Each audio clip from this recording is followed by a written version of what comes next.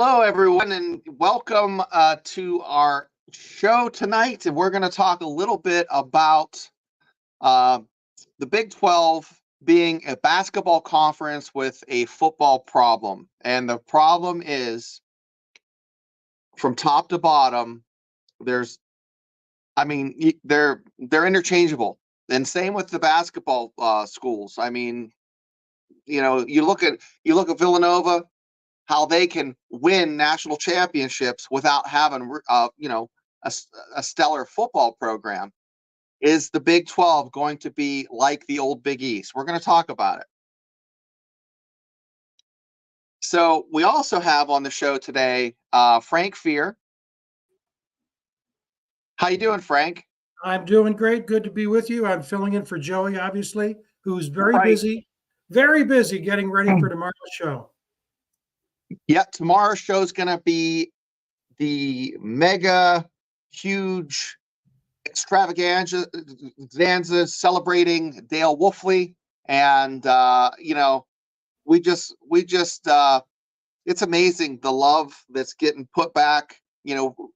Joey's reached out, and the people that have responded, it just warms your heart to see the fact that everybody just what they thought of Dale. And you have up there the 2024 Polar Plunge, Saturday the 24th.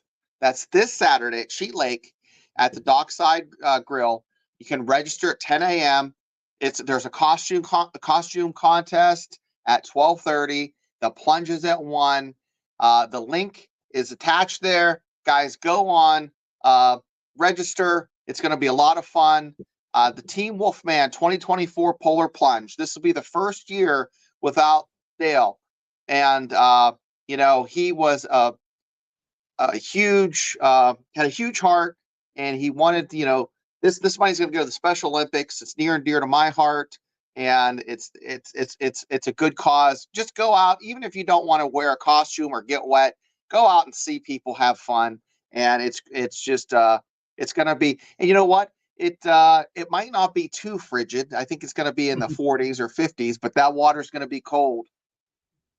Yeah, and I was going to say too, what's up there right now, if you can't go, and this is for the colleagues not only in West Virginia but all over the Big 12. Dale was an icon, and you can give directly to the West Virginia Special Olympics. The link is right there. Go fund me. I've given, and it's just a great event, and it's going to be very emotional, as you said, because it's the first time without Dale, who died tragically of heart attack in his mid-50s, larger than life. And we had a great show last night with his family. Joey's getting ready for the great show tomorrow with athletes and video clips. And so we say hello to you, Joey. We miss you tonight, but we look forward to having you and your guests tomorrow. And there's Joey right there. Hey, Joey. So, I've seen a lot of posts just poo-pooing, hey, Jackson Johnson. Yeah, he also, Jackson put the link for on YouTube there. So please, in the comments, you can see that link. So this has been the first couple days where I haven't seen an article or anything that hasn't just totally crapped on the Big 12 or West Virginia. And by putting West Virginia, like doing the tier system that I saw a few days ago, that article, we chatted about it in our Monday show. I wanted to just talk about the Big 12 as a whole.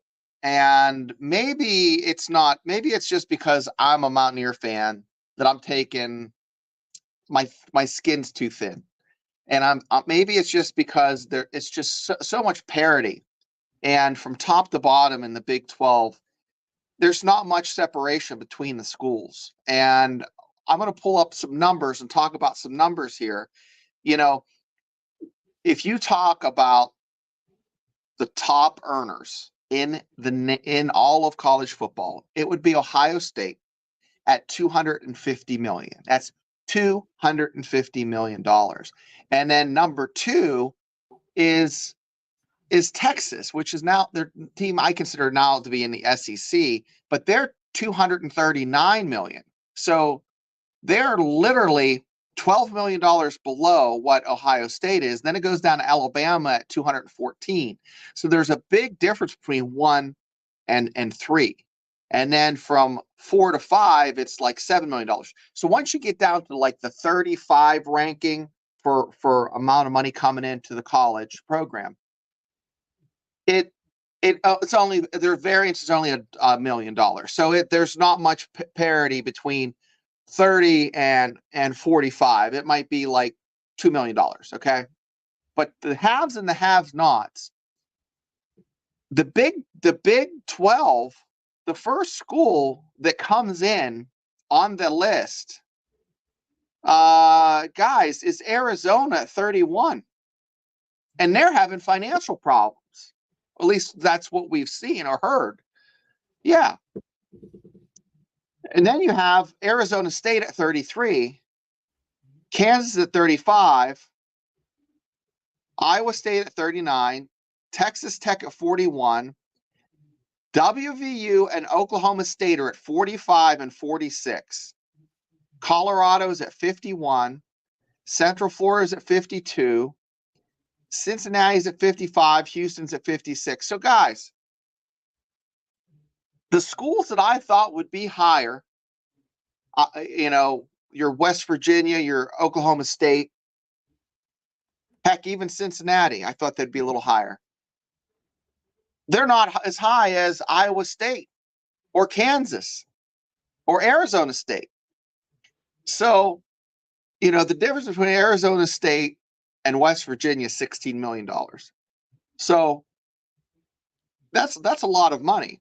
And for the product that's going on the field at Arizona State, as far as wins, we'll just talk about the product. The business is winning, and are you, if you're doing a quarterly report, are you telling your shareholders you're doing well or not doing well? And Arizona State hasn't been paying any dividends. So, Arizona had a good season last year. So here is that's a great visual for us, and it shows what the operating margin is. So with that being said, the revenue that's coming in, I foresee the divide getting even bigger. Okay, so the top half, the top 30 or 40, are going to start pulling ahead. It's going to be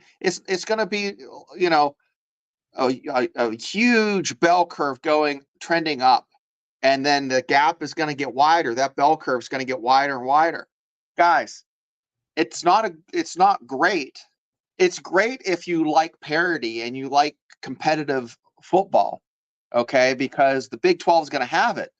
But, you're not going to see that in the product on the field.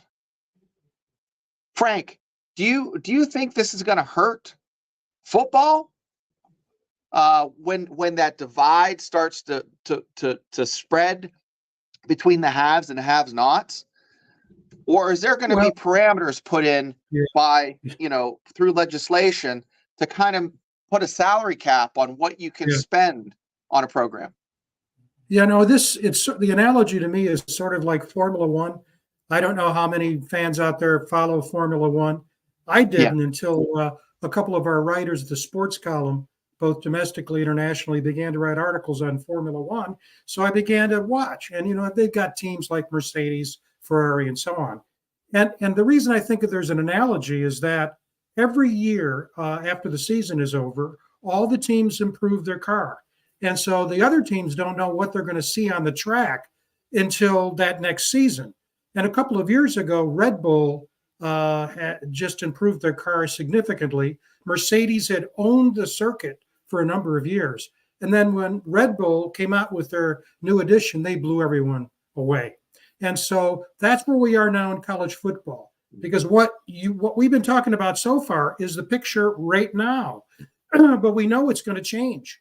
And there's already tremendous separation financially, clout, between the big two, the Big Ten and the SEC, and the ACC and the Big 12. We know that, but we don't know what the future is going to be. In other words, in that analogy with Formula One, we don't know what kind of car SEC and Big Ten is going to put on the track, so to speak, or on the gridiron in 2025, 2026.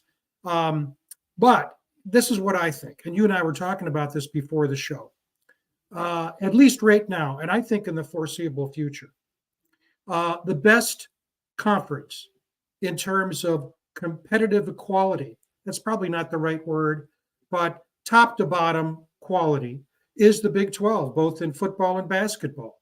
That's both a positive thing for the fans because you get to see great football, but it's also a problem because they beat each other up. Now, what happened with TCU, I think, is nothing more than amazing. A team that literally came out of nowhere.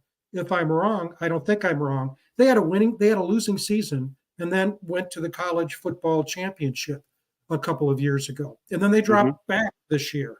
But the bottom line is the Big 12, I think, will find a way to be competitive. And I think the wild card in all of this, I think, actually is Nick Saban. What college football has not had is an incredibly respected insider who commits himself to what Saban calls meaningful change, and that's going to occur. But I think one thing we know for sure, going back to the Formula One example, okay, Mercedes may improve their car, maybe not enough to challenge Red Bull. Ferrari might do the same thing. Aston Martin is not going to do that, and neither is Williams, which is another one of the cars or teams in the race. The Big 12 is not going to be able to catch up, given the nature of the schools in the Big 12, and I'll stop with this. Or they're not going to be able to catch up with Ohio State. They're not going to be able to catch up with Texas. Texas was in the fold, now out. And so as a consequence, it's not going to be a matter of money. It's going to be other things that make it that level the playing field. And I think the 12-team college football playoff is one of those. And I think many of the fans know, they're already talking about expanding that 3 or 4 years down the road. I think it's 14 teams. Wow. 16 maybe. I can't remember. But they're already talking about expanding it. And they just approved, not long ago, going to 12 teams. Mm-hmm. So I think the bottom line is, I think you're on the right path. And what you said earlier really is important. The Big 12 doesn't need wads of cash to be able to win March Madness. Your Villanova example, we were talking about that before the show, is a great example. They have a football team, but it's not a major team. You looked at Florida Atlantic. Last year was in the Final Four. Not a major player. San Diego State, good conference in the Mountain West, but not a major team, not in a Power 5 conference. And so is it, or 4 now, I guess. The bottom line is you can do that. So I think with the proper leadership and with some breaks from the outside, the one thing I would say I would be a little bit worried about, we may be going to mega conferences beyond what we have now, but I think that really can't control that. Commissioner, I don't think the Big 12 commissioner, certainly he has a lot of say in it, but I think that it's going to take good old-fashioned leadership and, like always, I know in my career, some breaks to be able to be competitive. But hey, Big 12, best conference, competition, football and basketball, period. And they're the best conference, but I have the numbers for what the basketball program brought in last year. And you, Frank, you would be surprised. And I want you to guess, where do you think Kansas falls in the they're in the top 20, but where do they fall as far as revenue? Where do you think? Take a guess. Among the major college teams? Yes. Oh, I would be a bit surprised if and I don't know. I don't know the answer. I didn't know I was going to get this question. So for the viewers out there, I did it on purpose. This is not a setup. I'm just guessing. I'm going to say about 22. You're pretty close. They are right ahead of Texas at 16. There you go. With now Texas has 18 million. Villanova is at 18. number 18 with 17 million. Kansas has just $300,000 more than what Texas receives at 18.8. So, you would think that because those three teams we just talked about, Kansas, Texas, and Villanova, are constantly in the Elite Eight or the Final Four, that they would be up at the top of the list, but they're not. The top of the list is Louisville at 43 million, followed by Duke at 36, Syracuse at 31, and Syracuse is their football program. I think they have to give tickets away. They're not what they used to be. Kentucky's at 30 million. Now I could see Kentucky being in the top 5. Illinois, it was their years they don't make the tournament. Indiana is 6th. North Carolina at 7. Ohio State at 8. Now Ohio State brings in 24 million. Okay. But guys, I'm going to go down the list here. North Carolina 7, Ohio State 8. Arizona is the highest Big 12 school at 9. You have to go the whole way down to, my goodness, I'm scrolling. Iowa State at 29 to get another team. And then you go down to 36, Oklahoma State. And then it just drops off. And you guys, Texas Tech's at 52, and it only goes to 55. So the Big 12 is not making a whole ton of cash on basketball. And when I was looking at this for today's show, I thought that these schools, the Big 12, because the product is so good and there's so much parity, I thought they would blow everyone out, blow the doors off everyone. And I was wrong. So it's not a Big 12 is not a basketball conference with a football problem. It is a great conference with a money problem. Yeah. And the thing that's interesting about both of those number lists is that there's not a direct relationship between how much money you bring in and how many championships you win. Texas A&M is the poster child for that. In football, there's sometimes actually overall athletic revenues. It's not surprising to see Texas A&M at the top of the list or in the top 3. And when was the last time that Texas A&M was relevant? They continue to struggle, certainly in basketball, but definitely in football. But what money gives you is political clout. You've got very, very powerful alums. You look at the Houston situation. Without the owner of the Houston Rockets, would Houston be in the Big 12? They applied twice before and were rejected. So I think his name is Fertitta. So the bottom line is that that again, those are the things that I think are in West Virginia's favor, because West Virginia is simply not going to be able to raise the funds to get up to compete with the Louisvilles of basketball and Ohio States of football. The amount of money that Michigan brings in for football is larger than most, I would say almost every, if not every, mid-major athletic program. I mean, $40-50 million a year just for football. It's amazing, but you would expect that. And that's before they won the national championship. So you're right on target. So you would have to add lines 1 through line 18, all of the revenue, basically the top 20 basketball schools, to equal the revenue of just Ohio State. Yeah. That says a lot. That's how powerful Ohio State is. That's right. And I was going to say, if you look at what Jackson has up there, Jackson's one of the smartest guys in the business.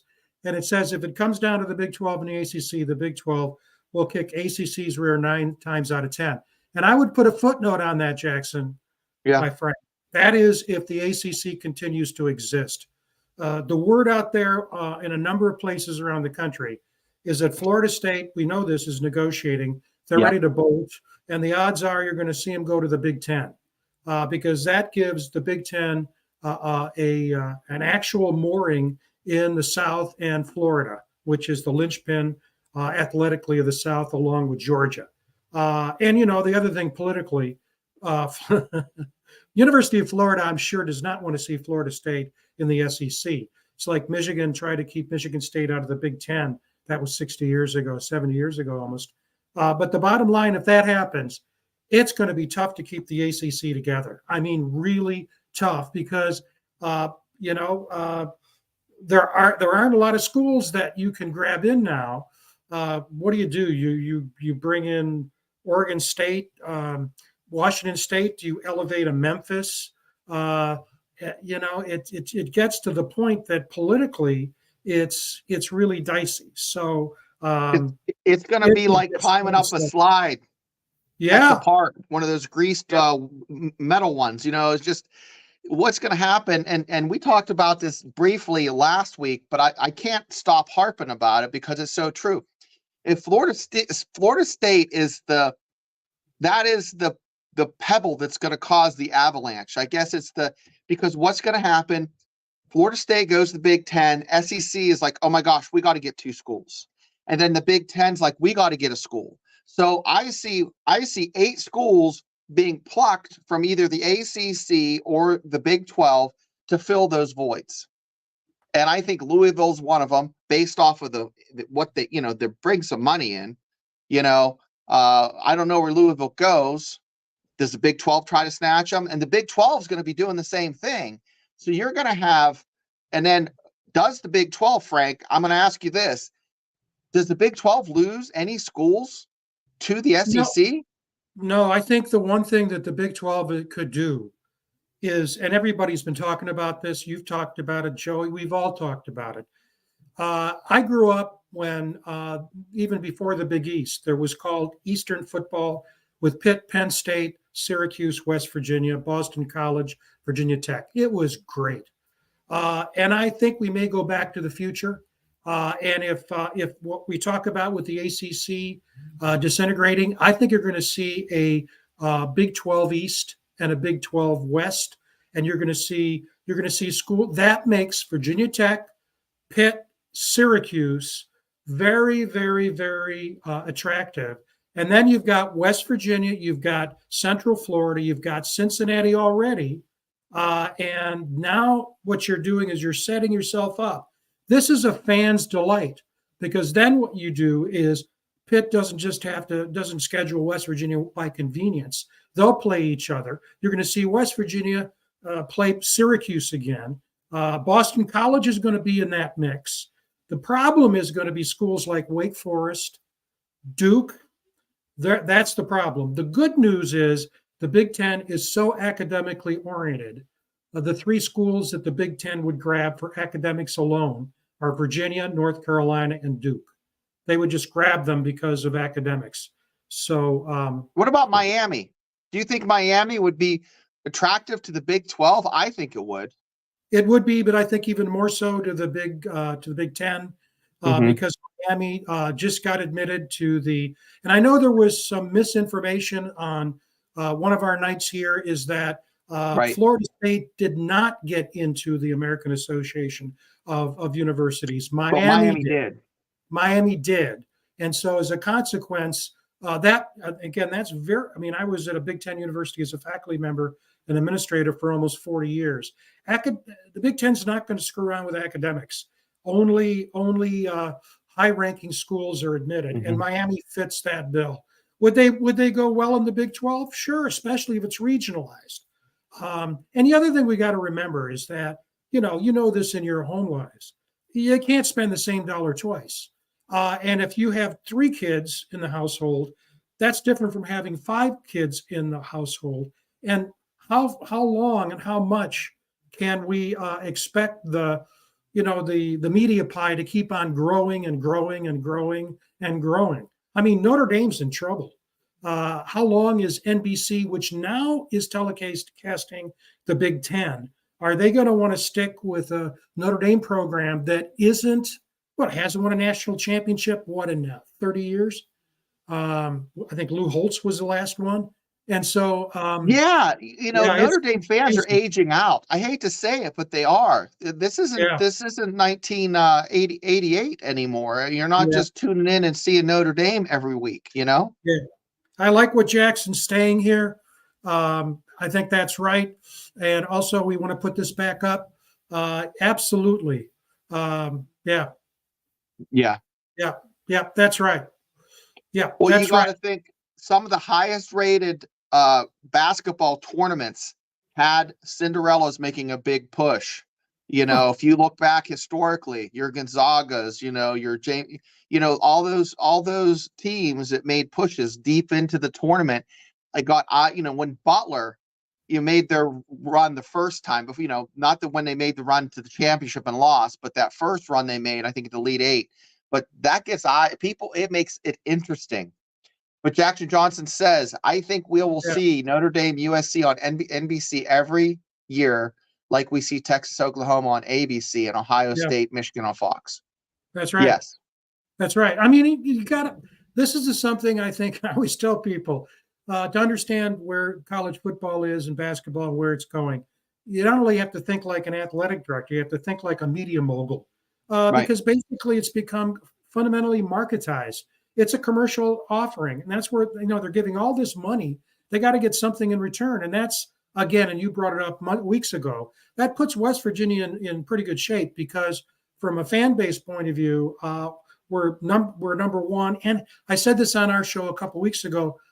You could say, well, not anymore. Colorado's number one, but I'll repeat something that guys have heard me say: Colorado and Prime, Colorado and Prime. They're like this. If Prime were to leave Colorado tomorrow, Colorado does not have the largest fan base. A No. lot of people around the country. I know a lot of my African American friends, some of whom they're not even football fans, follow Colorado because of Prime. And I, so, whereas West Virginia has a much more stable statewide and national group, it's about 1.3, 1.4 million fan base. there's a comedian, a female comedian that has a YouTube channel, and she has a flying WV like tin up in the corner of where her guests sit. So you know you see the Mountaineer logo everywhere. Now, like Jackson Johnson says, if Pitt gets added to the Big 12, the backyard Yeah, brawl needs to be on Thanksgiving or Black Friday. I agree. My wife agrees. Some of her fondest memories. She's not a Mountaineer. She went to IUP, but she loved going to the backyard brawl on Thanksgiving, guys. yeah, it's a great thoughts, good thoughts, really good thoughts. And I think, and I hate to bring this up, but I think that the allure of a non-power team just goes through the roof because of gambling, because of FanDuel, because of all the other platforms for gambling. It just goes. Think about St. Peter's run a couple years ago. By the way, if you could look at my article on the sports column every year, twice a year, I go through all the mid majors and basically list the ones that I think could be the Davids this year. And you mentioned well witnessed Final Fours. Still number one of all time is the Michigan State Indiana Magic Johnson Larry Bird Yep. in 1979. And I'm here to tell you, Indiana State has the best team this year since 1979. Really?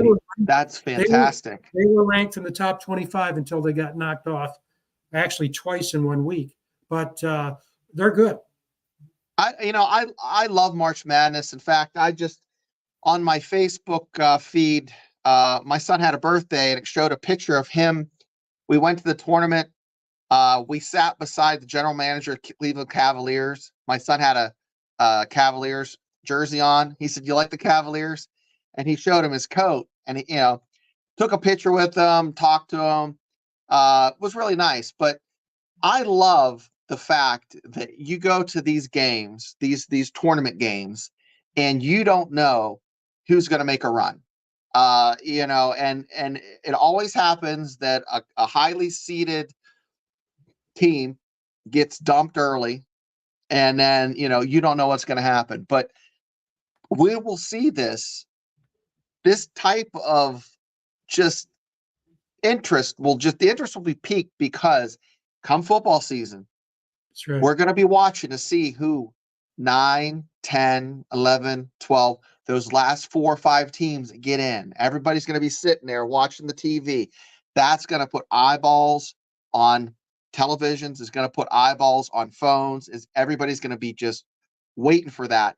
And if it goes to 14, then the college football product gets a little bit better from the days, because what we have to make up for is the fact that we don't have a vested interest. We don't have an Owen Schmidt, or we don't have a Randy Moss, or a you know, like somebody that has been with the program for years. You know, just it doesn't happen. You don't know, like going in, like the jersey numbers. You know, you buy a jersey number, you got to buy a new jersey every year because you don't know who that player is. So it's going to be great for the product.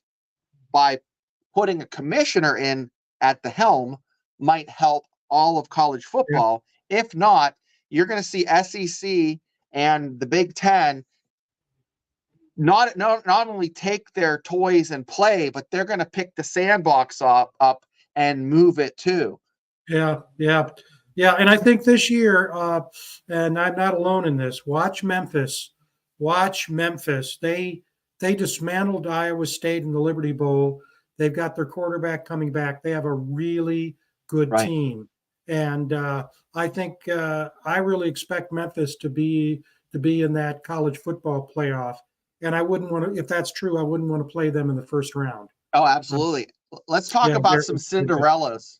Let's talk some slippers. Where does the slipper fit on Big 12 teams? Let's talk. I'm going to give you mine. I'll let you think about it so you can give me yours. So I think the slipper, everybody wants Deion Sanders to wear a slipper, and they want to see Prime. The national media would love it. ESPN would love it.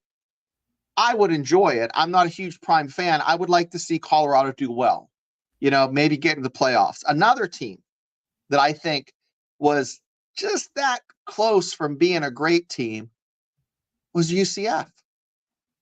Last year, they were just, you know, sometimes luck just doesn't go the right way, and then trouble comes in threes. And I think they had 3 games where the wind could have blown the other direction, and they could have maybe got a call that got a first down, got 7 points instead of 3 points, and they could have won those games. So UCF would be number 2. Now, everybody, I've been pooping on this team. I've been putting them down in the bottom of my tier when I tier the teams in the Big 12, and that would be Arizona. Everybody loves Arizona. I don't see it. I don't see a new coach coming in, but I guess the slipper could fit on them. Utah, everybody's high on Utah. The slipper could fit on them. There is 5 teams out of the Big 12 that could have a slipper put on it, and they could make it into the playoffs. And the last one that I'm going to talk about are the Mountaineers. And all they have to do is they could lose 2 games in the Big 12, win the Big 12 championship if they beat Penn State. If they lose to Penn State, they got to run a lot cleaner schedule to run it out and win out. And then, you know, but those are my guys. That's my slipper pick. Those are my Cinderellas for Big 12 football. Yeah. I'm going to start in the other direction first. I think, and this has been well discussed on this show and others, but especially on this show, I think Arizona's, the predictions for Arizona this year are way out of whack. They lost their coach. As you mentioned, they're in deep financial trouble as an institution. They just got a new athletic director from Missouri. She's very good. And as West Virginians know, there's talk about Ren Baker possibly replacing her in Columbia, Missouri. But the bottom line is they lost so many players in the portal. In fact, if we just look at this, we'll see it here. We showed this on our show the other day, and you look there. Where's Arizona? The green are the schools that just are coming into the Big 12, and the red are the schools that came in this past season. Look at Arizona there. Let me push this up a little bit so I can actually see it a little bit better myself. Arizona down there, look at that. On3 is the best recruiting, I think, portal source out there. On3.com, strongly recommended to you. We don't get compensated. But if you look at the ranking of the On3 ranked the schools in terms of portal in, portal out. And ranked 14th in the Big 12 is Arizona, 62 nationally. Yeah, Why? they lost a lot of kids went to Washington with their coach. Yeah, This they had 9 looks a lot like transfers. my top 1 to 15, other than Colorado and Kansas, should be switched. Well, look at that. Nine in, but 23 out. And Wow. look at West Virginia. They lost 16, but they got a higher score for their players coming in than the players that they lost. And I would say the same thing for. Let me get this down here so we get this off. There we go. Same thing for recruiting.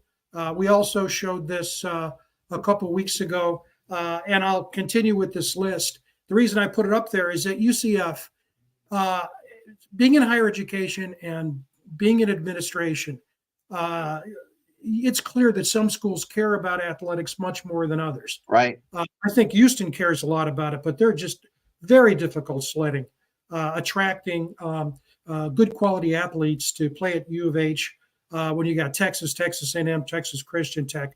But look at UCF up there. That's recruiting. The window just closed about a week or so ago. They're ranked second in the Big 12 by rivals. This is rivals.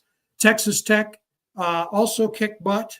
I think you're going to see Texas Tech now viewing itself as a chance to be the top Big 12 team in Texas. I think UCF is there. I think Houston is in trouble. It's going to take a while there. I'm disappointed by Baylor. I think you need a strong Baylor, but the teams that I would look at would be UCF, Texas Tech, and West Virginia. And I would say the team that I'm not sure about yet is Texas Christian. That's a school that invests, I think, in terms of per capita student, by far the most in athletics of any Big 12 school. And the school that I can't figure out is Oklahoma State. They seem to have lost their mojo.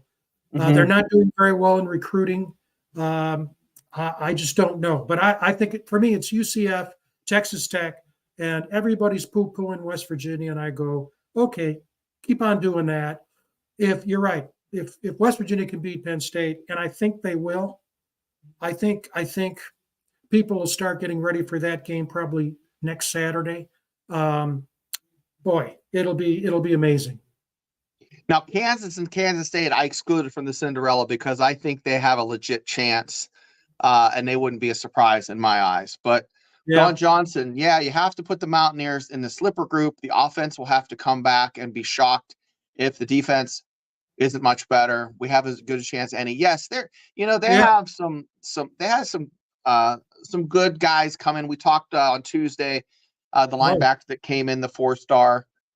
They're in the mix for a lot of talent, and we'll see.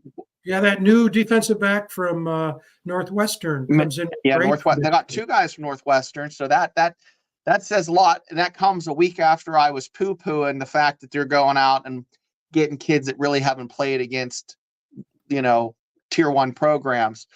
But I would say too. Last year at this time, we were all saying we're not sure that the culture in Morgantown is the blue collar West Virginia, Don Nealon, Bobby Bowden, you name it, Rich Rod. But boy, that's changed. I think that for a variety of reasons, what Neil Brown has done, and I think, my own opinion, I expressed this again last night on our Wolf show. I think Wolf had a lot to do with that. He kept on harping on it. He made it very clear. He's demonstrative, declarative. It's a good culture. He's bringing in his guys. He's got great wideouts. I think he's got the Pat Mahomes of college football as a quarterback, 2 great running backs. And he's building the defense, that secondary. He needs some linebackers. But the bottom line is we all agree, and obviously we're biased, but I'd be grossly disappointed if last year was a one-off for the Mountaineers. I think they should do very well this year. I'm interested to see and hear your input about Ren Baker. Do you think he's going to stay in Morgantown, or is he going to go to the SEC, which I don't really see Missouri as that big of a jump, other than they'll have a little bit more money than us.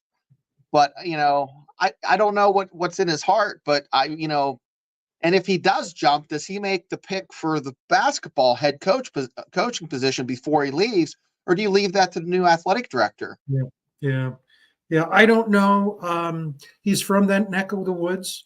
He's been there. He's been in Oklahoma. It's going to be tough. If when I was in higher education, faculty members and administrators were of one of two ilks, so to speak. There were the people who were basically focusing on their career, and they would be a couple years here, a couple years there, and it would always be a move up. And there'd be others who I call localites. They're in East Lansing, their blood was green. Ann Arbor was blue. It's scarlet in Ohio State, and it didn't make any difference who came, whoever asked them, they were going to stay put because they wanted to be legacy people. And I don't know personally, Ren Baker, if he wants to be in the same category as Freddie Schaus, who was an AD here, or others who are way, way up there. I don't want to miss any others, so I won't say. Along. Oh, yeah, passed along to me. Did so many great things. I know that there was a lot of controversy, but Red Brown was another one. Legs Hawley was another one. West Virginia's had great ADs, and a lot of them came from being great coaches. I mean, Red Brown was a great basketball coach in the 50s and then became athletic director. So I don't know, but I'll tell you what, with the way athletics are, if you are looking at the risk-reward ratio, if a Big Ten school called or if an SEC school called, they're probably going to give you an offer you can't refuse. And from a career point of view, but will just remain to be seen. I agree. I think it would be. I lean towards the thought process that for Ren Baker, it's closer to home. He's still young. His kids are still young. They're going to move. His bags are packed. He's just waiting for the next step on his career ladder. My opinion. Yeah, well, that may happen. And then the question is, you go back to look. But the good thing is there are a lot of really good athletic directors and coaches in the group of five. Yes. I mean, there's all this talk about Byington, the coach at James Madison, maybe being a front runner for the Mountaineers basketball position. And so you basically go to the group of five and you basically recruit someone to come in. And I know a lot of people poo-poo that, but that's the way that organizations work a lot of times. Yeah, I like Fort Atlantic's coach. There's so many names that we're not going to talk about West Virginia stuff. We're not going to dwell on that. But, Jackson Johnson says you can also tune in the Big 12 Fan Zone on the Big 12 football, voice of college football. And he has the link for us below. There's so much going on, with the recruiting just kind of wrapping up. And then you have a window opening in 6 weeks after spring ball's over. So there's so much more to come with where these teams are going to kind of fall. You can't just have a tier 1, tier 2, tier 3. No, and I've done that here on the show. No, that article turned my stomach. I'll tell you what, I've mentioned this on my show, and I think you guys have too. The landscape has changed to the point that these coaches now, after spring ball, they've got re-recruiting to do. In other words, just because someone's gone through, even as a starter, in spring ball, doesn't mean that player's going to be there. I've mentioned this before, and I'm sorry if it's boring, but Michigan State got devastated last year when their starting quarterback and their top wide receiver, after the spring game, left for Auburn, the quarterback, and the wide receiver for Florida State. Michigan State couldn't keep them there. So just because someone's at West Virginia now, even if that person is signed with, you can't tell what's going to happen. So you got to Uh, wait. You got to wait a few weeks after spring ball. you buy your sweetheart a big thing of chocolates on Valentine's Day, and the day after you have to put rose petals on the all over the place. Like you're still courting after that ring's on the finger, right? It's just What do you think about what these coaches are working. What about Timothy's question? I wonder if they're going to keep Josh or are they going to find a new head back? Well, Tim Green, I'm going to be honest with you. Josh has, I went to the game last week, and they got shellacked last Saturday. But the product in Morgantown at the Coliseum is as good as anywhere in the nation. Okay. There were butts in the seats, great atmosphere. The product wasn't quite that great. Now, they won 2 nights ago, and they looked a lot better, but it's not all Josh's fault. Okay. And it's really tough if you can put any of the top 20 coaches into his situation, and I don't think they would have done much better. Maybe 1 or 2 wins. So if they give him another year, I would be pleased, but they're not. It's not going to happen. They're going to hire a new coach. That's my opinion, but I have very strong feelings. Now, Kelly, I would love to see Huggins back, and that's what I would love. Let him finish his career here. People make mistakes. That's not going to happen if Gordon Gee is still the president and Ren Baker is the athletic director. But that would be the quickest, easiest path to get West Virginia back up to where they were. If you get a new coach in there, it's going to be 5 years before you see. With Huggins comes in, I think in 2 years he can have the ship righted. But my opinion. What I would say to Kelly is what I've said before, is that you can't. We look at these things from the eyes of a fan. That's not the way administrators think. They do not look at things exclusively from a fan perspective. Nope. They've got to manage the politics of fans, but they look at things. If West Virginia were to bring Bob Huggins back, it would be front page news among their peers, and West Virginia would basically lose all kinds of credibility. Because you remember, forget about basketball. Huggins transgressed twice in a very short period of time, and that's just not the message that higher education needs to send. So I would be absolutely dumbfounded if Bob Huggins ends up back as coach. I think, this is my own opinion, I think he will end up in coaching, and I wouldn't be a bit surprised he'll end up at Louisville. I wouldn't be a bit surprised to see him. Good for him. Louisville is hurting right now, and Bob Huggins could make them. He would be the Pitino. Pitino came back from the dead, so to speak, went to Iona, turned them around, having a little struggle at St. John's, but he's back in the big time. So, and shifting back to football, I think this is a really good point that Don's made here. I think West Virginia's defense will be a big surprise. Don't forget, yes, we got some great help in the secondary. Yes, three defensive backs in the secondary. 3 is 1 if you're a D-back. You need 3 or 4. So Northwestern, they got some talent from Northwestern, Duquesne. They got that kid from Ohio State that's a thick and rugged young man.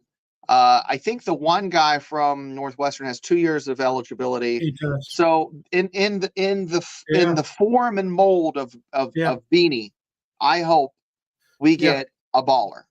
Well, let me add to that list, and it's easy to forget him because he got hurt.